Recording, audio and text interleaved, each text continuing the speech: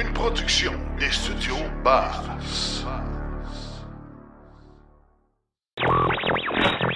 L'épisode de cette semaine est une présentation du garage Arleco. Arleco, servir au-delà de la réparation. Ford et GM adoptent le standard de recharge NACS. Retour possible de la Bolt sous la plateforme Ultium et les stocks de Tesla en inventaire diminuent. L'usine de Jaguar à Elwood au Royaume-Uni sera dédiée aux véhicules 100% électriques. Le verre à moitié plein, Daniel nous parle des avantages environnementaux de rouler électrique et il n'y a pas juste des voitures. Philippe nous parle du bateau canadien Voltari 260. En grande entrevue, on parle des mythes qui perdurent encore après toutes ces années sur les voitures électriques avec nos deux invités. Parce que leur voiture à gaz a de la misère à démarrer l'hiver, le moteur ne veut pas partir. Ben, ils se disent ça va faire une auto électrique, c'est une batterie, fait que ça ne marchera pas l'hiver. Ça démarre-tu une voiture électrique l'hiver? Ben, ça démarre-tu, c'est toujours allumé. Tout ça et bien plus encore dans l'épisode 152 de Silence on roule.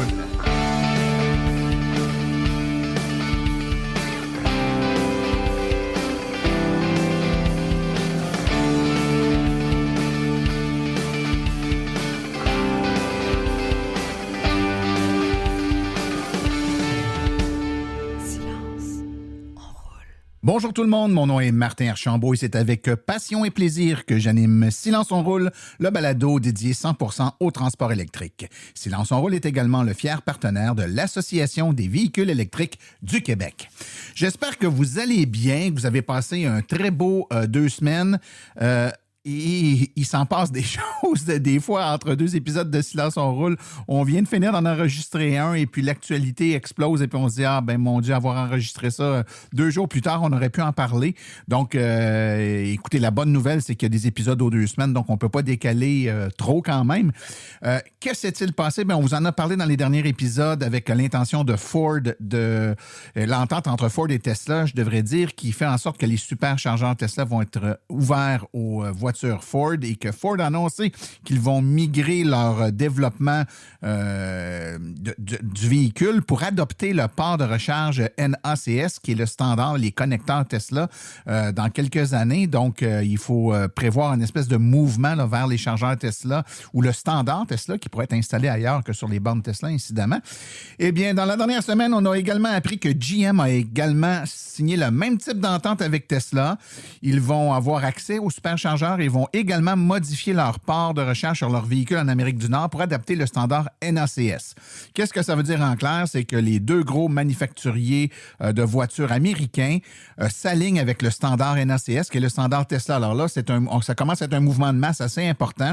On peut penser que d'autres manufacturiers vont annoncer le même genre de migration et que c'est probablement le chant du cygne, comme on dit, qui vient d'être fait. Donc, on vient de sonner l'arrêt de mort du standard CCS pour les prochaines années. Évidemment, on n'arrêtera pas de voir des bornes CCS et des voitures avec des CCS. Ça, je pense que ça va prendre plusieurs années. Il va falloir accompagner les véhicules qui sont sur le standard CCS pendant encore un bout de temps, mais ça risque de générer une migration certaine là, vers le standard NACS, qui a ses avantages, il faut le dire, plus petit, un peu plus versatile, compatible avec les protocoles de communication CCS également.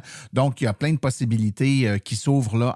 Et la standardisation, au final, c'est toujours positif pour l'adoption. Ça facilite, ça rend plus simple la vie à tout le monde. C'est juste que la période de transition peut être ou pas harmonieuse, tout dépendant comment les gens s'entendent là, pour gérer le tout. Mais à date, c'est bien parti et on a vu également que des manufacturiers ou des exploitants de sites de recharge ont annoncé qu'ils allaient, bien entendu, emboîter le pas et installer des ports NACS là, sur leur borne de recharge. Donc, c'est quand même des grosses nouvelles, hein, ça bouge. Et on a aussi une autre nouvelle, GM, qui n'a pas confirmé, mais on voit passer des informations. En fait, il y a de l'information qui a été donnée par sa CEO, là, sa directrice générale, présidente directrice générale, donc on peut conclure que c'est fondé. Comme quoi, il y aurait peut-être un retour de la Chevrolet Bolt, mais avec la plateforme Ultium, la nouvelle plateforme là, sur laquelle seront construites les nouvelles voitures de GM, l'Equinox, le Blazer, etc. Donc, batterie plus performante, recharge beaucoup plus vite, etc. Donc, c'est probablement une bonne nouvelle pour ceux qui voulaient conserver ce petit véhicule. Ça voudrait donc dire qu'il y aurait une plateforme Ultium là, adaptée en termes de taille pour la Chevrolet Bolt. On ne sait pas encore si c'est EV ou EUV, mais quoi qu'il en soit, ça reste que c'est très intéressant. Aujourd'hui, un épisode très rempli. On a une chronique de notre ami Philippe Corbeil. On a également une chronique Le verre à moitié plein de Daniel Rochefort. Et on a une entrevue qui va parler des mythes. Et je tiens à vous le dire tout de suite, l'entrevue qui a été réalisée avec deux personnes de l'AVEC, donc François Lefebvre et Marc Nédéraire, c'est une entrevue d'1h15. Donc, une entrevue qui dure 1h15 de temps, mais évidemment, pour l'épisode d'aujourd'hui, là, dans le modèle grande entrevue qui dure généralement 20 minutes, on a comme fait un montage, on a ramassé ça en 20 minutes. Mais nos abonnés, ceux qui vont au abonnement.silenceonroule.com, dans le courant de l'été, là, au fin de l'été, vous allez recevoir l'entrevue intégrale d'1h15 qui traite des mythes. Et il y en a plusieurs, hein? On a plus d'une quinzaine de mythes là, qui sont présentés dans cette entrevue-là. Mais en prix de consolation, au moins aujourd'hui, vous allez avoir la version réduite, la version de 20 minutes de cette entrevue. Alors, sans plus tarder, je vous propose qu'on aille tout de suite écouter les actualités dans le monde de l'électromobilité. Vous voulez des produits qui permettront d'augmenter la valeur de revente de votre véhicule? Chez Précision PPF Vitres teintées, nous sommes à votre service depuis 2015. Nos maîtres installateurs sont tous certifiés et ont plus de 17 ans d'expérience dans le domaine. Nous offrons un service de qualité inégalé quant à la protection par pierre, les soins nanocéramiques ainsi que les vitres teintées. Notre pellicule par pierre ultra résistante est invisible et conservera l'intégrité de votre véhicule tout en prévenant la rouille et en protégeant la peinture contre les débris de la route. Notre traitement nanocéramique possède un puissant effet hydrofuge et il préserve l'éclat et la brillance de votre peinture pour en faciliter l'entretien. Que ce soit pour votre voiture, votre résidence ou votre commerce, Précision PPF Vitres teintées est là pour vous offrir la multitude d'avantages qu'offre la teinte de vitre. Venez nous rencontrer au 1970 Boulevard des Laurentides à Laval. Appelez-nous au 450-490-4488 ou encore venez visiter notre page Facebook Précision PPF Vitres teintées. Nous comblerons vos exigences tout en vous offrant la qualité que vous recherchez. Les actualités sont une présentation de Bourgeois Chevrolet, le spécialiste du véhicule électrique au Canada. Contactez-nous au bourgeoischevrolet.com ou au 450-834-2585. Les inventaires des nouveaux véhicules de Tesla diminuent après avoir atteint un sommet plus tôt cette année, car les récents rabais, les nouveaux crédits d'impôt et les références semblent fonctionner à merveille. Le taux d'intérêt élevé et l'inflation ont réduit le nombre d'acheteurs de voitures neuves et rendu le marché automobile plus concurrentiel. Pour faire face à la concurrence, Tesla a réduit les prix des nouveaux modèles tout au long de l'année. Plus récemment, le constructeur automobile a cessé de réduire les prix des nouveaux modèles, mais il a offert des rabais supplémentaires sur les véhicules neufs en inventaire et a lancé un nouveau programme de référence le mois dernier. En avril, Tesla atteint un nouveau record de véhicules neufs disponibles aux États-Unis.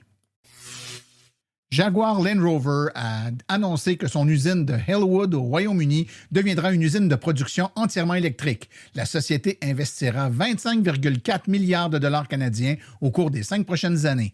En outre, la société a confirmé que sa nouvelle architecture de VUS de taille moyenne, AME pour architecture modulaire électrifiée, sera désormais entièrement électrique.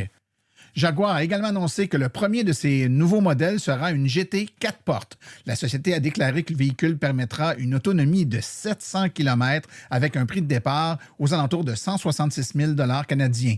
De plus, il développera sa propre architecture que Jaguar a baptisée JEA.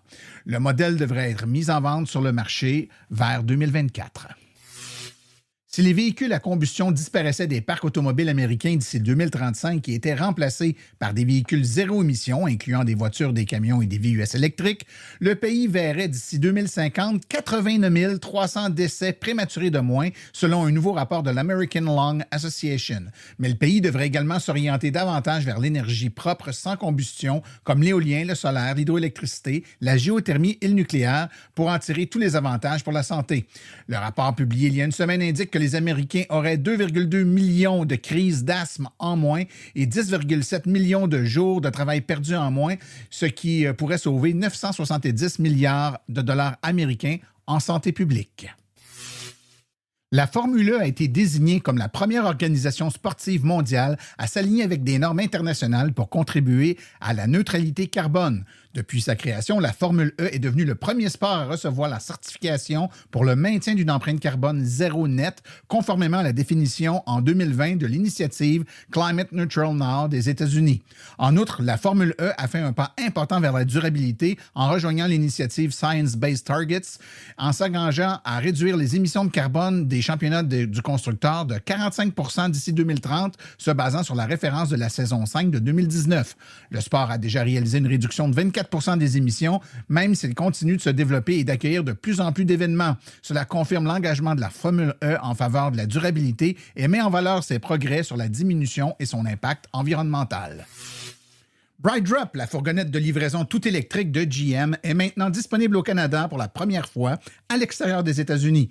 FedEx, l'un des premiers et plus importants clients de BrightDrop, déploie ses premiers véhicules électriques, dis-je, à l'extérieur des États-Unis, dans certaines grandes régions du Canada. Peu de temps après le lancement de cette nouvelle division de GM, il y avait été annoncé qu'il y aurait un investissement de 1 milliard de dollars pour convertir une usine ontarienne et permettre l'assemblage des fourgonnettes de livraison BrightDrop et de lancer la production au Canada en décembre dernier, en débutant par le modèle Zevo 600, suivi du modèle Zevo 400. Cette semaine, les premiers véhicules ont été livrés pour être mis en service dans les clients de l'entreprise de la compagnie FedEx à différents endroits, mais principalement pour les marchés de Toronto, Montréal et Surrey.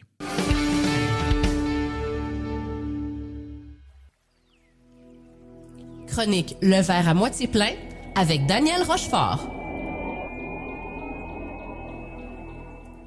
J'ai peut-être l'air d'avoir un parti pris, là, mais j'aime bien dire que s'il y a un endroit dans le monde où on devrait se dépêcher à électrifier les transports au plus sacrant, c'est bien au Québec. On a l'électricité la plus verte de la planète, tandis qu'on brûle l'essence la plus polluante à fabriquer au monde. Mais qu'en est-il des autres provinces du Canada? Est-ce que ça vaut la peine de rouler électrique dans le reste du Canada? Je suis Daniel Rochefort, bienvenue à la chronique Le verre à moitié plein. Le sujet de ma chronique d'aujourd'hui est très d'actualité. Je vais même faire un petit jeu de mots foireux avec ça. C'est même un sujet brûlant. À l'heure où l'Ouest canadien est encore en feu, à l'heure où El Niño revient en force, avec la promesse de nouvelles vagues de chaleur, puis le dépassement d'ici 5 ans du fameux seuil des 1,5 degrés selon l'ONU. Je ne sais pas si vous en avez entendu parler. Ça pourrait faire l'objet d'une autre chronique, là. Vous me direz en commentaire. Et tandis que le gouvernement Trudeau a décidé d'investir massivement dans l'électrification en transport, ben, il serait justifié de vérifier si le véhicule électrique, c'est un bon moyen de lutter contre les changements climatiques à la grandeur du Canada, pas seulement au Québec. Pour cette chronique, je vais donc m'appuyer sur un article écrit par Barry Saxifrage. Barry, c'est l'analyste climatique du Canada's National Observer avec sa chronique Visual Carbon. Si vous pouvez lire l'anglais, allez voir son travail, ça vaut la peine. Je vous mets un lien en description. Et si vous ne pouvez pas lire l'anglais, ben c'est pas grave. Passez sa page dans Google Traduction, ça va faire la job. Les constatations de Barry sont sans appel. Pour 80% des Canadiens, faire avancer une voiture à l'électricité, ça réduit de 99% les émissions de GES par rapport à la faire avancer avec de l'essence. En fait, c'est simple, hein? Il n'y a pas qu'au Québec que l'électricité est fortement décarbonée. En Ontario aussi, en Colombie-Britannique, au Manitoba, à Terre-Neuve et au Labrador. Et si on inclut tout le cycle de vie d'un véhicule, sa fabrication, la fabrication de la batterie d'un véhicule électrique, la maintenance, puis bien sûr la fabrication de l'essence qu'on met dans un véhicule à essence, ben encore là, les bénéfices sont énormes. On passe de 80 tonnes en moyenne à 13 tonnes de GES pour chaque véhicule. C'est une réduction de 84% des émissions. Vous allez me dire, reste quand même 20% des Canadiens qui dépendent encore d'une électricité produite avec des combustibles fossiles. Vous avez raison. Dans plusieurs cas, c'est des centrales au charbon. Et bien surprise, même là, rouler électrique, c'est réduire les émissions de GES de plus de la moitié par rapport à si on roule avec de l'essence ou du diesel. Puis, Le bilan reste positif, là, même en incluant tout le cycle de vie du véhicule. La réduction des émissions passant à 44 %. C'est une économie de 35 tonnes de gaz à effet de serre par véhicule sur la vie des véhicules. Vous voyez que dans tous les cas, on est gagnant de passer à l'électrique à la grandeur du Canada pour lutter contre les changements climatiques. Et je ne vous ai même pas parlé là, des économies énormes et des bénéfices sur la santé dont nous fait part Barry Saxifrage. Je vous laisse aller lire ça dans son papier, qui est très détaillé. Mais c'est donc merveilleux. Tout va merveilleusement bien dans le plus meilleur pays du monde. En fait, non, pas vraiment. L'électrification, ça va vraiment pas assez vite au Canada. L'augmentation de la taille des véhicules annule pour le moment tous les bénéfices de l'électrification. Et ça va être comme ça pour encore longtemps si on ne se réveille pas. La consommation d'essence au Canada, elle n'arrête pas d'augmenter à vitesse grand V. On n'a jamais consommé autant d'essence, puis ça ne fait qu'augmenter. C'est simple, les Canadiens achètent de plus en plus de véhicules, de plus en plus gros, puis qui consomment généralement plus d'essence que les véhicules qui remplacent. Le nombre de véhicules qui brûlent du jus de dinosaure, là, il augmente bien plus vite au Canada que le nombre de véhicules qui consomment des électrons. Depuis l'introduction des véhicules électriques au Canada, il y a une dizaine d'années, la flotte de véhicules légers est passée de 21 à 24 millions de véhicules, majoritairement des VUS et des pick-up, à essence. Sur ces 3 millions de véhicules supplémentaires-là, il y a seulement autour de 350 000 véhicules électriques. Et je vous fais grâce du fait que quand on vous oblige à acheter des véhicules électriques, encore là de plus en plus gros, avec des batteries de plus en plus grosses, en retirant les petits modèles des concessionnaires canadiens, bien on se tire encore plus dans le pied. Les bénéfices du véhicule électrique fondent un peu, même s'ils restent positifs, là. Dans les dents, la disparition de la Bolt et des autres petits modèles au Canada. Hein? Il y a pourtant urgence d'agir. Il va falloir prendre des mesures plus drastiques pour changer ça, c'est certain. Je vais faire un monsieur Arruda de moi-même. Il faut aplatir la courbe de la consommation d'essence au plus sacrant. Il faut inverser la tendance. Et oui, j'ai l'air con à faire des gestes avec mes mains. Allez-y, faites-le avec moi. Il faut aplatir la courbe. Il y a plusieurs pays qui ont réussi à inverser la tendance. Et la voiture électrique, c'est juste une partie de la solution. Ça passe encore plus par la réduction de la taille des véhicules, puis par la réduction de l'utilisation des véhicules. Le point commun là, des endroits qui réussissent à inverser la tendance, on y applique le principe du pollueur-payeur. Il faut taxer plus fortement l'essence, puis il faut taxer plus fortement l'achat de véhicules en fonction de leur consommation d'essence puis de leur poids. Barry Saxifrage, d'ailleurs, vous détaille tout ça d'une façon plus élégante que moi, là, qui est encore en train de faire des gestes avec mes mains. Là. Une chance qu'on est dans un balado. Hein. Dans son article, beaucoup de chiffres à l'appui, puis toutes les sources, hein, si vous voulez vérifier les graphiques, les affirmations. Allez le lire, là, ça vaut vraiment la peine. Je le rappelle, le lien est en description. Pour terminer, je ne peux pas m'empêcher un petit commentaire éditorial ici. Rouler électrique au Canada, ce sera donc baisser les émissions des véhicules qui roulent au Canada. Il n'y a pas de doute. Mais si on veut que ça se traduise par une vraie réduction des gaz à effet de serre pour la planète, encore faut-il que le pétrole qu'on arrête de brûler ici, là, on ne l'envoie pas se faire brûler ailleurs. Petit message à nos politiciens ici. Si on veut vraiment lutter contre les changements climatiques, il faut réduire aussi la quantité de pétrole qui sort du sol canadien. Parce que si nos pétrolières canadiennes ils vendent à d'autres le pétrole qu'on veut plus brûler ici pour se donner bonne conscience, là, on n'est pas plus avancé. Si les pétrolières canadiennes ils continuent à augmenter l'extraction du pétrole pour le vendre à ceux dans le monde qui n'ont pas les moyens de s'acheter des véhicules électriques, parce que nous, on les achète toutes, ben on n'est pas plus avancé non plus. Notre bilan canadien va être plus vert, il n'y a pas de doute. Mais au final, les changements climatiques vont continuer à augmenter, puis les forêts canadiennes vont continuer à brûler de plus en plus d'année en année. C'était le verre à moitié plein. Désolé, même si des fois j'avouerais que je ne sais plus tout à fait s'il est à moitié vide ou à moitié plein quand je regarde les nouvelles. Là. À la prochaine, les amis, je nous en souhaite une moins chaude cet été. Buvez beaucoup d'eau et roulez électrique.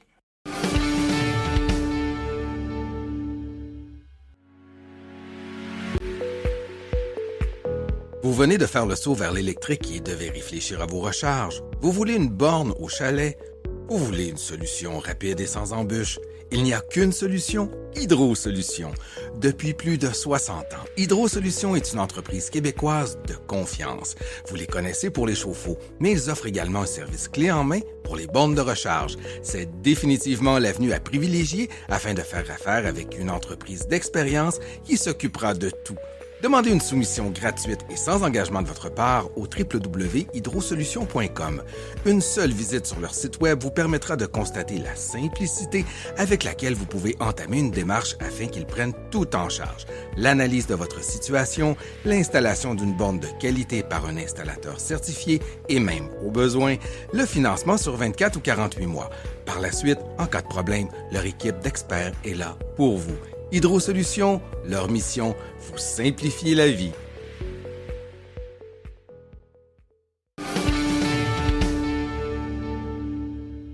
Et pour parler des mythes, j'ai avec moi deux personnes qui connaissent ça, qui parlent souvent avec monsieur, madame, tout le monde, qui viennent se renseigner sur les voitures électriques. Le premier, Marc Nédéran, qui est directeur général de l'Association des véhicules électriques du Québec. Bonjour Marc.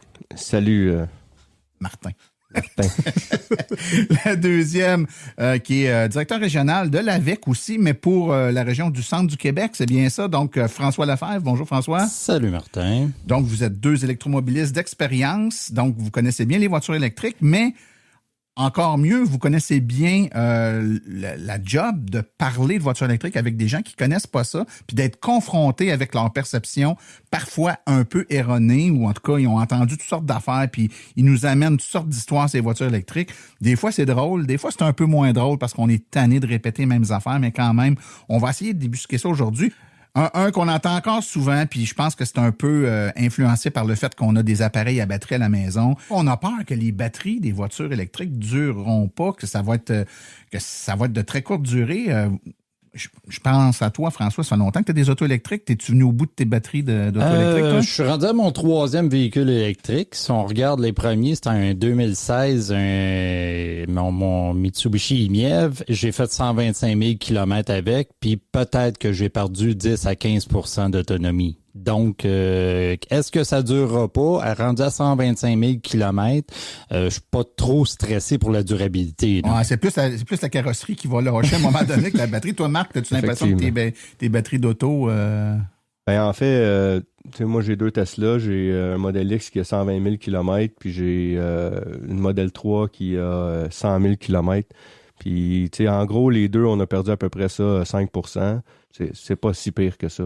Non, puis les gens ont vraiment l'impression que, au bout de, 3, 4, 5 ans, ils vont se ramasser avec un auto qui avait 400 km d'autonomie qui est rendu à 165 km. C'est pas ça, là. On parle de quelques pourcents. Les gens pensent aussi que la batterie, quand qu'elle va être plus bonne à un moment donné, ce qui arrivera probablement jamais dans la vie d'utilisation du véhicule, qu'à un moment donné, elle sera plus bonne, puis elle va être jetée, puis ça fait de la pollution, parce que c'est plein de matériaux chimiques. Mais moi, je vais juste vous rappeler qu'une batterie de voiture électrique qui serait plus bonne pour X raisons, pour la voiture, parce qu'elle a plus assez d'autonomie, par exemple, c'est quand même une batterie qui a beaucoup d'énergie, là. Je veux dire, si votre voiture avait 400 km d'autonomie, vous avez probablement une batterie qui a aux alentours de 60 kWh, 70 kWh. Mettons que vous en perdez la moitié, 35 kWh, c'est beaucoup d'énergie, là. C'est assez pour alimenter votre chalet, c'est assez pour alimenter plein de trucs. Donc, elle va avoir une deuxième vie. D'ailleurs, j'invite les auditeurs à écouter l'épisode 139 de Silence on roule, où on a parlé de la revalorisation des batteries, c'est-à-dire que quand elle est plus bonne pour l'auto, est encore bonne pour une deuxième ou une troisième vie. Bonne nouvelle, les batteries de voitures électriques, ça se recycle à peu près à 97 %. C'est-à-dire que, contrairement à de l'essence qui est recyclable à combien? À 0 %, hein? C'est ça le chiffre. Les batteries se recyclent à 97 %. Donc, il y a des entreprises qui sont spécialisées là-dedans, qui d'ailleurs, au moment où on se parle, manquent de matières premières. Il n'y a pas assez de batteries plus bonnes pour les recycler. Ils sont déjà prêts à le faire, mais vu que les batteries sont encore bonnes, ils peuvent pas les recycler. Mais un jour, on comprend qu'une journée, ces batteries-là vont être rendues à cette étape-là. Ils peuvent déjà recycler 97 %. Imaginez-vous ce que ça sera dans 5 ans, 10 ans, 15 ans, la vitesse où la technologie avance. Et là, on parle de pollue plus. Les voitures électriques, il y en a qui disent que ça pollue plus qu'une voiture à essence. bon, j'imagine qu'il n'y a pas personne qui est sain d'esprit qui pense qu'en roulant, on émet plus de pollution avec une voiture électrique qu'une voiture à essence. Mais souvent, on amène cet argument-là en se disant, ouais, par ça la création de la batterie. Exactement. Faire la batterie, fabriquer l'auto, ça génère plus de pollution. Bon, je vous ramène sur certains chiffres encore une fois. Les émissions de gaz à effet de serre sur une voiture électrique au Québec, là, c'est environ 65 % plus bas sur 150 000 km, puis 80 % plus bas sur 300 000 km qu'une voiture à essence. Et dans toutes les régions du monde où la production d'électrique est moins propre qu'au Québec, puis on sait qu'il y a beaucoup d'endroits dans le monde où l'électricité est faite avec, c'est pas comme nous à 99 % renouvelable, là. Même à ces endroits-là, ça reste que c'est moins écologique, mais c'est encore plus écologique de rouler avec une voiture électrique qu'avec une voiture à essence. Si on compare les deux, une voiture conventionnelle à essence, la production de la voiture, ça émet l'équivalent de 9 tonnes de CO2. À l'utilisation, environ 4,6 tonnes de CO2 par année. Ça veut dire que tu l'as 10 ans, c'est 46 tonnes de CO2 que tu as émis, là. Puis un bilan après 10 ans pour une voiture à essence, c'est 55 tonnes de CO2 en équivalence émis.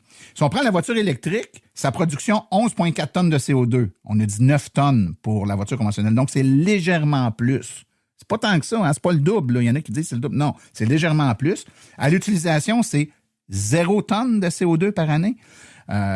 Ici au Québec, parce qu'on sait pertinemment que l'électricité est produite avec de l'énergie renouvelable et non pas de l'énergie fossile. Mais, mettons qu'on va à 10 tonnes pour les États-Unis ou les autres provinces. On est encore mieux que la voiture à essence. Donc, après 10 ans, c'est 11,4 tonnes équivalent de CO2. Donc, on était à 55 pour la voiture conventionnelle et on est à 11 tonnes pour la voiture électrique. Donc, s'il y en a qui remettent encore en question le fait qu'une voiture électrique est un peu plus écologique à rouler, je pense qu'on a bien répondu à ça. Et ceux que ce sujet-là intéresse plus particulièrement, dans l'épisode 48 de Silence on roule, on a fait un topo là, particulièrement précis là-dessus. Je vais vous amener à... on va pas assez loin, ou c'est trop long à charger. On va en prendre 2 d'un coup, là. C'est trop long à charger, puis pas assez d'autonomie, ça va passer loin. Moi, de toute façon, de dépasser 200 km, il faut que je me lève, je suis après barré. Ben, c'est ça, tu sais, il y a l'autonomie de l'auto, puis l'autonomie de la vessie, là. À un moment donné, il faut arrêter de faire pipi. Tu sais, moi, je dis souvent, la recharge d'un véhicule, idéalement, quand tu peux, là, on peut pas tout le temps, mais quand on peut, c'est qu'on va être dans une situation où c'est pas nous autres qui attendons après l'auto. On est en train de faire d'autres choses et c'est pendant que l'auto attend après nous autres qu'on se recharge. Donc, on arrête de dîner le midi, ben on en profite pour charger pendant qu'on dîne. Il fallait arrêter de dîner anyway. Fait que si on charge pendant le dîner, ben on ressort de notre dîner, puis notre auto elle s'est chargée, puis on n'a pas besoin d'attendre après. Si on n'avait pas fait ça, puis on mange, puis on repart, puis 1 heure après, on arrête pour charger, puis on attend après l'auto, c'est sûr que c'est plate. Fait qu'en partant, si tu synchronises tes recharges avec tes arrêts, l'arrêt du dodo pour la nuit, donc à l'hôtel ou peu importe, à proximité de l'hôtel, l'arrêt pour dîner, l'arrêt pour souper. Il y a une chose que j'ai remarqué avec le temps, tu sais, je fais quand même beaucoup de voyages, j'ai fait la Californie, la Floride, on est allé à la péninsule de Bruce une couple de semaines. Puis, tu sais, j'ai mis mon trajet, puis c'est un trajet d'à peu près 8-9 heures, là, grosso modo. Puis j'avais juste 45 minutes de recharge sur tout le trajet, tu sais. C'était quand même pas... Puis ça, si dans ce 45 minutes-là, je dîne, je vais aux toilettes, puis je le split en 2, c'est quand même pas tant que ça. Il faut se dire que la vitesse de la recharge a augmenté au fil des années. Donc, tu sais, il y a quelques années, une borne de 50 kW, c'était super puissant, super rapide. Maintenant, les bornes ont 100 kW et plus, souvent même aller jusqu'à 250 et même des 350 kW qui existent. Et les voitures, de plus en plus, peuvent accepter des puissances qui sont rapides, donc ça diminue le délai de recharge, puis l'autonomie augmente. Donc, tu roules plus longtemps avant de t'arrêter, puis quand tu t'arrêtes, bien sûr, tu as une batterie peut-être plus grosse à charger, mais les bornes sont plus rapides, ce qui fait que ça te permet de te faire le plein puis d'aller plus loin. On parlait de passer d'autonomie, effectivement. Si on regarde les nouveaux véhicules, qu'on est rendu presque dans le 500, puis 550, et ainsi de suite, la moyenne est à peu près à 400. Là, si on regarde la deuxième génération de véhicules, les Bolt, puis ainsi de suite. Déjà là, à 400 km d'autonomie, rapidement, si tu veux t'en servir à tous les jours, ton plein 400 km, c'est parce que tu fais 145 000 km par année, là. Oui, non. Puis même dans un long déplacement, mettons que tu arrêtes de te charger pour dîner, puis tu arrêtes de te charger pour souper, tu es capable de faire 400 km, tu te charges pendant que tu dînes, un autre 400 km, tu te charges pendant que tu soupes, un autre 400 km, ça fait 1200 km dans une journée. C'est ça. 12 heures de route. C'est pas tout et dans mon scénario, tu n'as pas attendu après l'auto parce que tu as mangé dans les deux cas. Là, moi, je vais vous emmener sur un mythe qui a été grandement alimenté, puis je ne veux pas faire de jeu de mots, mais il y en a qui mettent de l'huile sur le feu, qui a été grandement alimenté par les médias, c'est les dangers du feu. Deux choses, en fait, je pense qu'il faut souligner ici. La première, c'est que il s'agit qu'il y ait une voiture électrique qui prenne en feu en Amérique du Nord. Ça fait les manchettes de toutes les stations de télévision. En plus, c'est une Tesla. En plus, c'est une Tesla. Alors que des véhicules à essence en feu à tous les jours, et ça probablement dans toutes les provinces et tous les États des États-Unis. Il faut juste voyager un peu pour en croiser à l'occasion. Et ça, on n'en entend jamais parler. Ça, c'est la première chose. Donc, il y a un traitement médiatique qui est un peu différent. Voiture électrique, serait-ce plus dangereux pour le feu? Et là, on en fait un gros show. Mais il y a quand même eu aussi, il faut l'avouer, dans les dernières années, certaines voitures électriques qui ont pris en feu dû à des défectuosités du système de batterie puis tout ça. Bon, puis ça. C'est effectivement les rappels qu'il y a eu du côté de GM et de Hyundai avec le batterie LG. Je pense que ça a un peu contribué. Mais est-ce que les voitures électriques sont plus dangereuses pour le feu que les voitures à essence? Silence on roule, c'est poser la question. Il y a quand même des études qui existent. Et on y va dans des études crédibles. Là. Donc, la NFPA, National Fire Protection Association, qui est une association américaine qui recense les incendies dans différents secteurs, mais entre autres dans le domaine du transport et des véhicules, ils affirment que les feux de voiture représentent environ 15% de tous les incendies aux États-Unis. Donc, sur tous les incendies qu'il y a, là, des maisons, des champs, peu importe, des autos, 15%, c'est des véhicules. De ce nombre, les voitures électriques représentent 0,02% des incendies. Je répète, 0,02% des incendies. Sur 100 000 véhicules, les feux de voitures électriques par 100 000 véhicules, 25.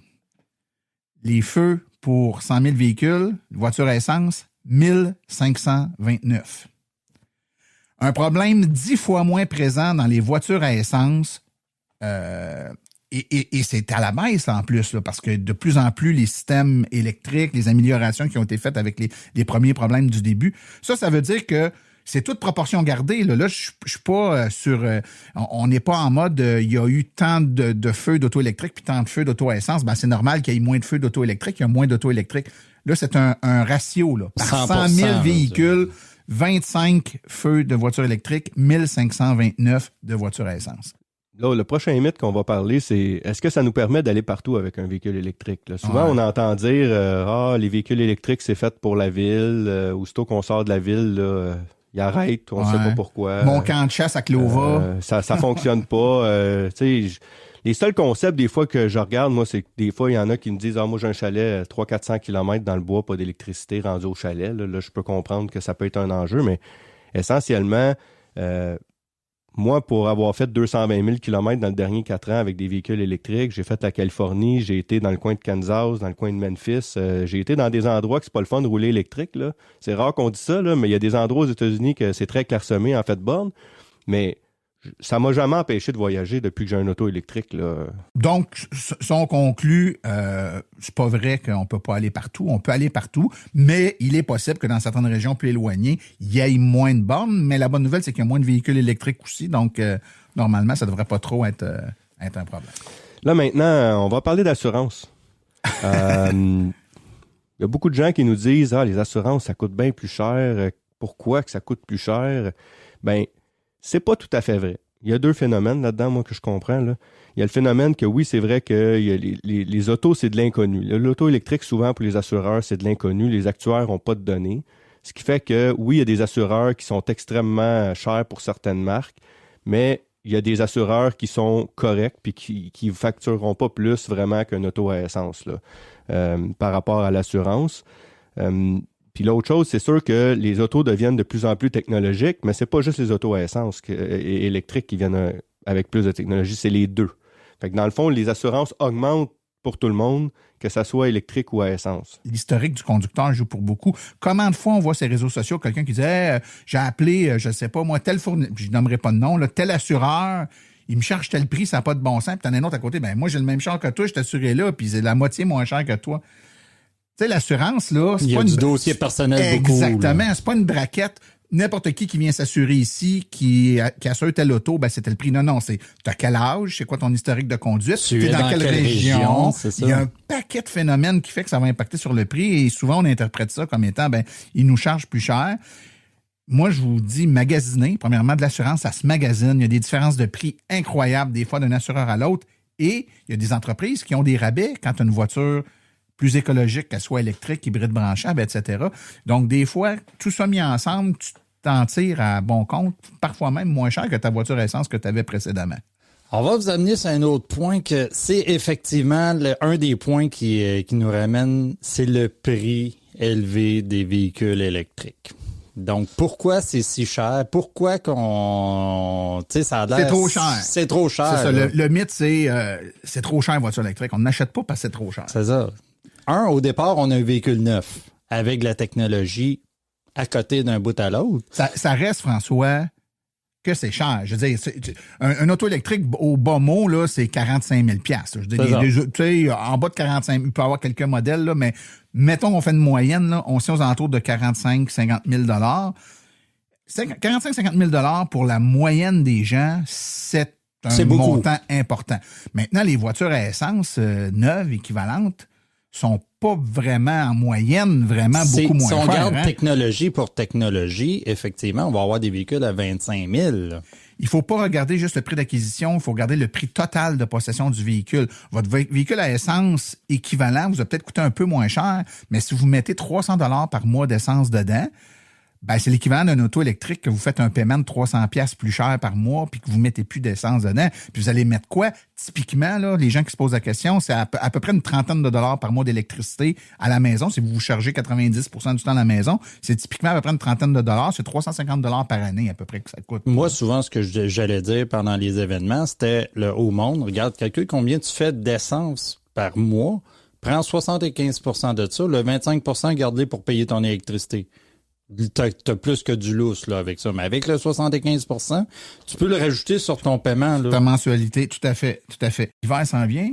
L'hiver s'en vient. Qu'est-ce qu'on va faire avec les pannes électriques? Est-ce que avec un véhicule électrique, on tombe à pu être capable de se déplacer quand il y a une panne électrique? Hein? Ça, on l'entend souvent. Hein? Oui, il y en a qui ont peur. Ils viennent me voir et ils me disent, ben là, qu'est-ce qu'on va faire si on a un autre verglas? Bon, probablement, les probabilités sont de plus en plus minces parce que le réseau a été renforcé, ça, on le sait.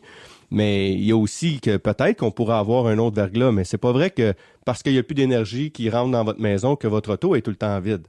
Bien sûr que ça, c'est un autre facteur. Tu sais, moi, ce que je dis tout le temps aux gens, c'est quand vous arrivez à la maison, branchez votre auto. Elle va se recharger. Les probabilités que vous arrivez à la maison, vous avez une panne d'électricité qui dure 4 jours tout de suite après, sont quand même assez faibles. Un autre élément qu'on pourrait dire également, c'est que de plus en plus, les nouveaux modèles de véhicules viennent avec des capacités vehicle to load. Donc, ton véhicule, qui est une batterie pleine d'énergie, peut alimenter en totalité ou en partie, là, la plupart des véhicules actuellement, c'est plus en partie, des accessoires dans ta maison. Il y en a dans le dernier verglas ou la dernière grosse panne électrique qu'on a eue il y a quelques mois, qui ont branché leur congélateur, leur frigidaire, puis leur télé, puis leur routeur Internet. Fait qu'ils ont pu continuer à aller sur Internet, écouter la télé, puis pas perdre leur bouffe pendant que... Et là, l'auto est capable de t'alimenter pendant vraiment très longtemps, là, sur des sources, des charges comme celle-là. On peut le faire pendant probablement quelques jours. Puis quand tu vois que ta batterie d'auto s'en vient pas mal plus faible, ben tu débranches tout ça, tu pars avec l'auto, tu vas à une borne, tu fais le plein, tu reviens à la maison, tu te rebranches, tu es reparti pour un autre 3 jours. Tu gardes un 15% dans ta batterie pour être sûr d'aller à la borne peut-être la plus proche pour te recharger et puis t'aider avec ton véhicule. Et là, on décrit des situations qui n'arrivent pas souvent. Hein, non, passant, mais là, à ce moment-là, je vous amène sur mon autre point. Qu'est-ce qu'on va faire d'une tempête de neige si on est pogné ça à 13 pendant 12 heures de temps? Ben, premièrement, si t'es pris pendant 12 heures de temps, tu roules pas, là, j'imagine. Si tu roules pas, tu consommeras pas bien gros, hein? Ben, d'ailleurs, ce qui consomme le plus sur un véhicule électrique, c'est la motorisation, première des choses. Puis, tu sais, nous, on va souvent en genre de van life, puis on dort souvent dans le véhicule, tu sais. Puis, l'été, sur l'air climatisé, quand t'as pris 8-9% dans une nuit au complet, c'est pas mal ça. Puis, sur le chauffage, là, à dormir peut-être à 0-1 degré, là, quand t'as pris 15%, là, c'est gros, c'est ça pour une nuit. Fait que, si tu es dans le trafic, Ouais, tu pourrais rester quasiment 4 jours facile là, dans le trafic à attendre. Là. Si au bout de 4 jours, il n'y a pas de towing qui t'ont ramassé, il y a un problème. Comment ça a un problème? Puis on parle de problématiques hypothétiques d'hiver. Là. Puis on vient de le voir, là, dans une tempête de neige, c'est pas vraiment un gros problème, un auto électrique. Là. Puis ça, là, on l'entend souvent, les gens qui connaissent pas les autos électriques. Ça va être beau pris d'une tempête de neige. Ben, on reste moins de rester pris parce que l'auto va en prise dans la neige pas mal meilleure qu'une auto à essence, de 1. Et de 2, mettons qu'on reste pris, ben on meurt pas étouffé puis on peut rester là longtemps. Fait que moi, mettons que j'ai le choix, je préfère le scénario électrique. Mais il y en a qui pensent que l'hiver, parce que leur voiture à gaz a de la misère à démarrer l'hiver, le moteur veut pas partir, ben ils se disent ça va faire une auto électrique, c'est une batterie, fait que ça marchera pas l'hiver. Ça démarre-tu une voiture électrique l'hiver? Ben, ça démarre dessus. C'est toujours allumé. T'as même pas besoin de le démarrer dans le fond. Mais c'est vrai qu'il n'y a pas vraiment de problème au niveau de l'hiver, là, à part la perte d'énergie qu'on peut subir. Là. On va moins loin, on a moins d'autonomie quand il fait très froid un peu. Ouais. Mais pour terminer, un qu'on entend souvent, c'est quand toutes les autos vont être électriques, le monde ne prendra plus de gaz. Donc, toutes les taxes qu'on ramasse pour les gaz qui servent à entretenir nos routes, on les aura plus. Fait que ça va être beau, là, ça marchera pas. Là, le gouvernement va perdre des millions, voire des milliards. Ils vont nous taxer l'électricité, ça va coûter une fortune. On va être obligé de retourner avec des chemins de terre, Martin. Ah ouais, c'est ça. On retourne aux chevaux, on n'aura pas le choix. Moi, pour répondre à ça, écoutez, on ne sait pas qu'est-ce que le gouvernement va faire puis comment il va gérer les choses. Hein. Moi, je travaille pour aucun parti politique. Je suis pas dans les boules je lis pas la boule de cristal de personne. Il y a une chose que je sais, par exemple, c'est que quand on regarde, puis ces montants-là sont connus, sont publics, quand on va regarder le montant en taxes que perçoit le gouvernement du Québec par année, il y a une partie de taxes fédérales, taxes provinciales, mais regardons le Québec. Là. Ce que le Québec reçoit en taxes pour l'essence, avec lequel il entretient les routes, là, il reçoit c'est des gros montants. Là. Ce montant-là qu'il reçoit, qui effectivement, il n'y aura plus si jamais il n'y a plus de voiture à essence, on donne plus que ce montant-là actuellement en subvention pour l'industrie du pétrole. Donc, en partant, si demain matin, on claquait des doigts, il n'y a plus aucune voiture à essence qui existe, donc il n'y a plus de station-service à essence, donc il n'y a plus de taxes sur l'essence qui rentre, on vient de faire un coup d'argent. On donne plus aux pétrolières que ce qu'on reçoit en taxes de l'utilisation du pétrole. Donc, cet argument-là de dire s'il n'y a plus de taxes sur le pétrole, on est dans la chenoute pour entretenir nos routes, en fait, c'est exactement le contraire. Là. Si on prenait juste, on isolait juste cette affaire-là, puis on disait de l'équation de tout ça, le résultat, c'est ce qu'on va appliquer sur les routes. Il va nous en rester plus à la fin qu'au début. Donc, je pense que c'est vraiment un faux problème. C'est de regarder uniquement une partie de l'équation. C'est de regarder juste les revenus et de ne pas regarder les dépenses. Et il ne faut pas faire ça dans la vie. Il ne faut pas faire ça dans la vie. C'est comme dire, l'auto au gaz coûte moins cher. Ouais, attends une minute. L'auto au gaz coûte moins cher, mais tu mets du gaz dedans qui coûte plus cher que l'électricité. Et de regarde les deux. Exactement. Il faut que tu regardes le big picture, comme on dit dans la langue de Shakespeare. Donc, si on regarde l'ensemble de l'image pour ce qui est des taxes, théoriquement, c'est un bilan positif si on fait la transition. Et là, je tiens même pas compte, là, puis on pourrait le faire et ça serait pas négligeable. Ce qu'on va sauver en soins de santé par tous les problèmes pulmonaires, respiratoires, les problèmes de santé liés à la pollution de l'air, à la pollution atmosphérique, aux émissions de gaz à effet de serre, à toutes les politiques qu'on doit mettre en place pour combattre les problèmes causés par toute l'industrie des énergies fossiles. Le calcul n'est pas très, très... Et facile à faire. Épeurant. Non, c'est ça. Merci, messieurs. Merci, bye-bye. Bye.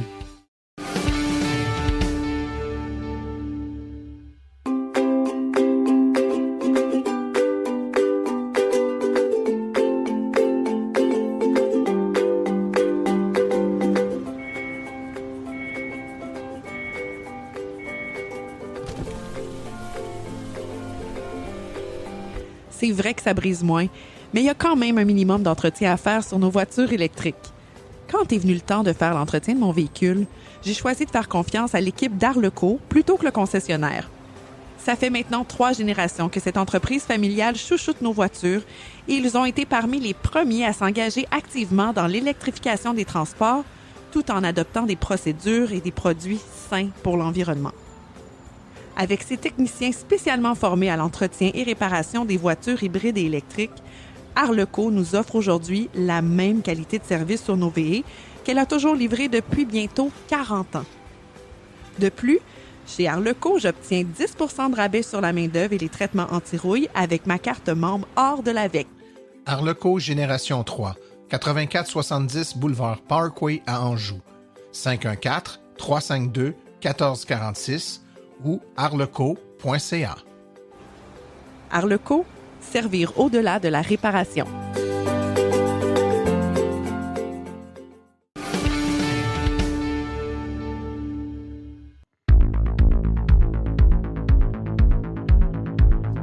Il n'y a pas juste des voitures avec Philippe Corbeil.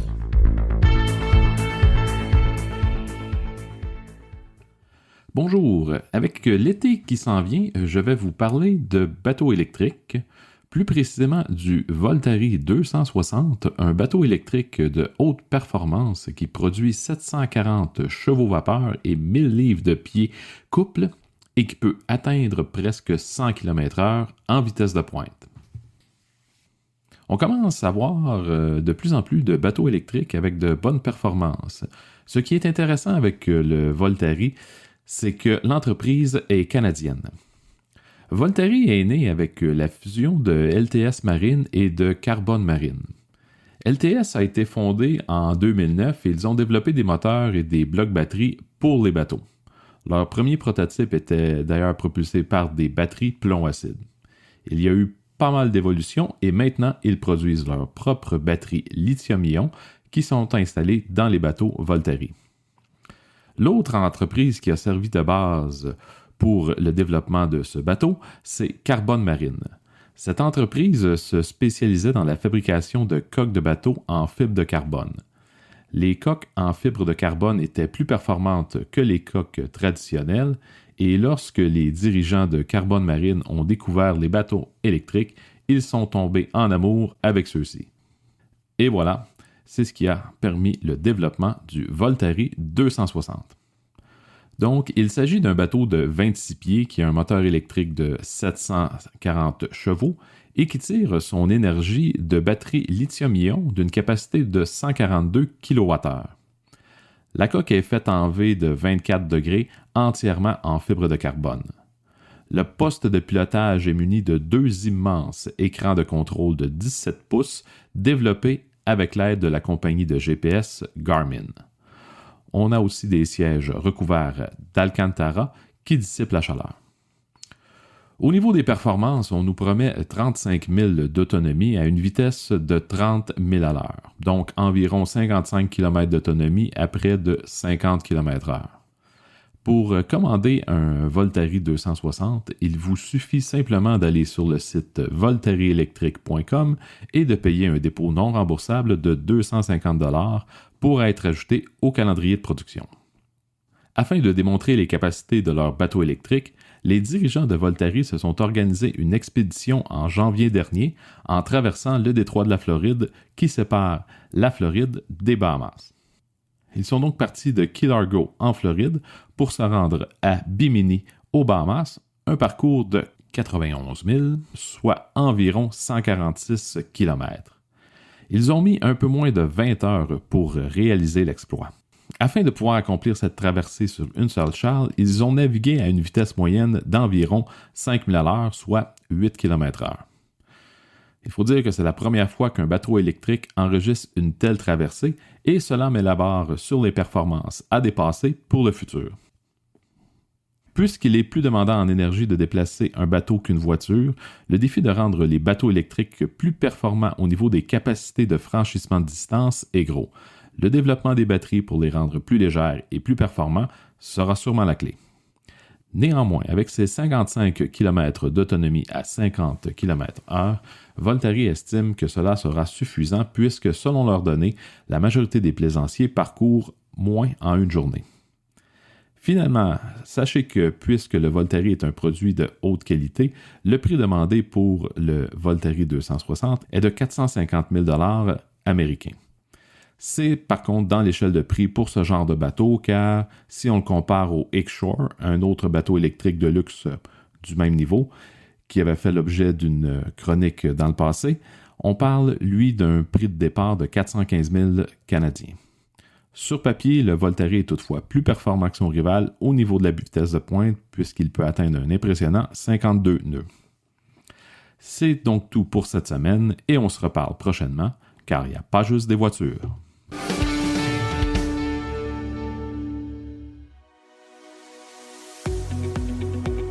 Avec le coût du carburant qui explose et l'enjeu climatique à nos portes, c'est le moment de se tourner vers des solutions durables. Chez Cubex Équipement, nous accompagnons les municipalités et les entreprises à faire ce virage vert en offrant des options 100% électriques.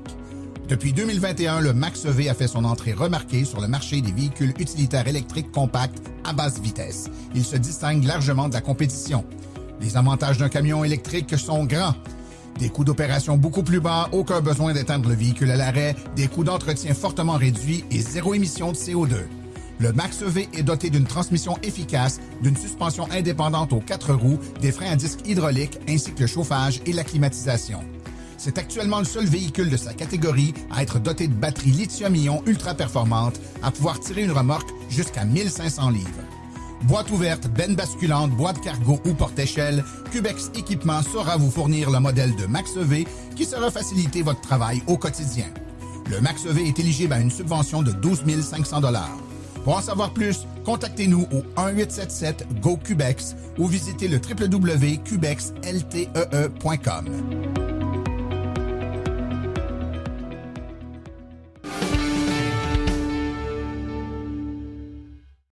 Voici les événements à venir dans les prochaines semaines dans le monde de l'électromobilité. Conférence sur les voitures électriques, c'est à Laval, au studio de la Bibliothèque multiculturelle au 1535 boulevard Chemédé, le 20 juin à 19h30. Ensuite, l'AVEC effectuera une grande tournée du Saguenay-Lac-Saint-Jean, c'est du 21 au 31 juillet. Ne manquez pas les informations sur le site web de l'AVEC dans la section du calendrier et des activités. Ceci conclut l'épisode d'aujourd'hui. Remerciements à nos invités et collaborateurs, c'est-à-dire aujourd'hui Marc Néderer, François Lefebvre, Daniel Rochefort ainsi que Philippe Corbeil. À la recherche, Martin Archambault et Stéphane Levert, nos chroniqueurs Stéphane Levert, Claude Gauthier, Laurent Gigon, Philippe Corbeil, Sébastien Côté, Cédric Ingrand et Daniel Rochefort. Aux communications, Marie-Hélène Hamelin, thème musical François Villot, Luc Poirier et Marie-France Falardeau, réalisation et production, les studios Basses. Un merci tout spécial à Arleco, notre commanditaire principal, ainsi qu'aux autres annonceurs qui rendent l'émission possible, c'est-à-dire Hydrosolutions, Précision PPF Vitres teintées, Cubex Équipement, Fils électrique, Bourgeois Chevrolet, Création L'Escarmot et le magazine L'Alternative électrique et finalement l'Association des voitures électriques du Québec. La reproduction est permise, mais nous apprécierions d'être avisés. Les questions sur le balado doivent être adressées à martin@silenceauroule.com et pour l'information générale sur les voitures électriques, visitez plutôt le www.aveq.ca. Vous avez également accès aux archives de nos épisodes au archives-au-pluriel.silenceauroule.com et finalement, vous pouvez nous laisser un message sur notre boîte vocale au questions.silenceauroule.com. Mon nom est Martin Archambault et d'ici le prochain balado, j'espère que vous attraperez la piqûre et direz vous aussi, silence, on roule.